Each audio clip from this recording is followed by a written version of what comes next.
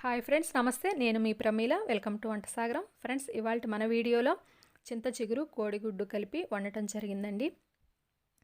ఈ చింత చిగురు అనేది సీజనల్గా వచ్చే ఆకుకూర కాబట్టి మీరు కూడా ఒకసారి ట్రై చేయండి. ఈ కర్రీ చాలా టేస్టీగా ఉంది. ఎక్కువ ఇంగ్రీడియంట్స్ ఏమీ నేను వాడలేదు, మసాలాలు కూడా వాడలేదండి. జస్ట్ డైలీ మనం వాడుకునే ఇంగ్రీడియంట్స్నే ఉపయోగించి చేయడం జరిగిందనమాట. చాలా బాగుంటుంది.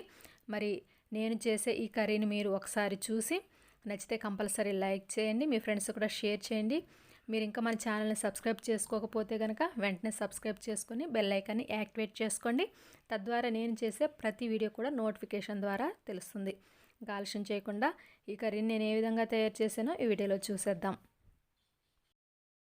ముందుగా ఈ కర్రీకి నేను ఎంత చింత చిగురు తీసుకున్నానో చూద్దాం. ఇక్కడ నేను గట్టిగా ఒక పట్టెడు చింత చిగురుని తీసుకున్నానండి. ఇప్పుడు కర్రీని ఏ విధంగా తయారు చేసుకోవాలో చూద్దాం. స్టవ్ మీద ఒక ప్యాన్ పెట్టుకొని దానిలో 1.5 టేబుల్ స్పూన్ వరకు ఆయిల్ని యాడ్ చేసుకోండి. ఆయిల్ హీట్ ఎక్కిన తర్వాత 3 మీడియం సైజ్ ఉల్లిపాయలని చిన్నగా కట్ చేసుకొని యాడ్ చేసుకోండి. అలాగే 2 లేదా 3 పచ్చిమిర్చిని కూడా కట్ చేసుకొని యాడ్ చేసుకోండి. వాటిని మీడియం ఫ్లేమ్లో ఉంచుకొని ఫ్రై చేసుకోండి. ఉల్లిపాయలు వేగే టైంలో చింత చిగురిని నలిపి పొడిలాగా తయారు చేసుకుందాం. చింత చిగురిని ఈ విధంగా కొద్దిగా చేతిలోకి తీసుకొని పొడిలాగా చేసుకోండి.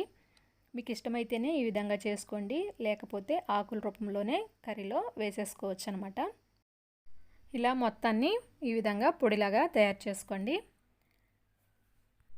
ఇటువైపు ఉల్లిపాయలు వేగిన తర్వాత దీనిలో 1/2 టీ స్పూన్ అల్లం వెల్లుల్లి పేస్ట్ని యాడ్ చేసుకొని బాగా పచ్చివాసన పోయే వరకు కలుపుకోవాలి. ఇలా కలుపుకున్న తర్వాత బాయిల్ చేసి పెట్టుకున్న ఎగ్స్ని కూడా యాడ్ చేసుకొని కలుపుకోండి. ఇక్కడ నేను 5 కోడిగుడ్లని యాడ్ చేశాను. మీ ఇష్టం, మీరు ఎన్నైనా యాడ్ చేసుకోండి.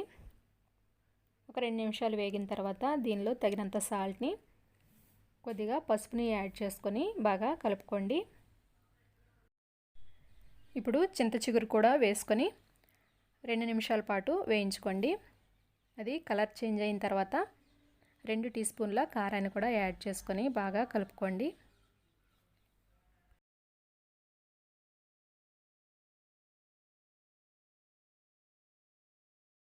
ఇలా కారం వేసిన తర్వాత 10 నిమిషాల పాటు కలుపుకుంటూ అడుగంటకుండా ఈ విధంగానే మగ్గించుకోండి. మీకు లిక్విడ్గా కర్రీ కావాలి అనుకుంటే 1 టీ గ్లాస్ వాటర్ని యాడ్ చేసుకొని ఉడికించుకోండి. లేదు మాకు ఫ్రైలానే కావాలి అనుకుంటే ఈ విధంగానే ఉంచుకొని 10 నిమిషాల పాటు ఈ విధంగా ఫ్రై చేసుకోండి, సరిపోతుంది. ఈ విధంగా ఉడికిన తర్వాత ఇప్పుడు స్టవ్ ఆఫ్ చేసుకొని సర్వింగ్ ప్లేట్లోకి ట్రాన్స్ఫర్ చేసుకోండి. అంతేనండి, ఎంతో రుచికరమైన చింత చిగురు ఎగ్ కర్రీ రెడీ అయిపోయింది. Thanks for watching.